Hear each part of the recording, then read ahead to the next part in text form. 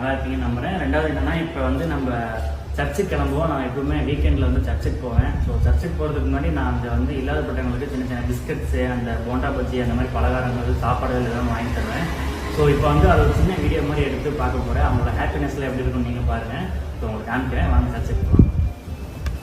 சரின்ட்டு நானும் வண்டி எடுத்துகிட்டு கிளம்பிட்டேங்க. இது வந்து நான் ஆல்ரெடி பண்ணிட்டு இருந்தது தான். இப்போ ஹெல்த் இஷ்யூனால நான் வந்து ஹெல்ப் அவங்களுக்கு சரியாக பண்ண முடியறதில்ல. அதுவும் இல்லாமல் நான் ஃபஸ்ட் டைம் இந்த வீடியோவை நான் உங்களுக்கு வந்து நான் காமிக்கிறேன். சரின்ட்டு பிஸ்கட் கடைக்கு போயிட்டு பிஸ்கட் எல்லாம் நம்ம வாங்கிட்டு இருந்தோம். 2 மில்க் பிகிஸ் பாக்கெட்டு அவங்களுக்கு ரொம்பவே பிடிக்கும்.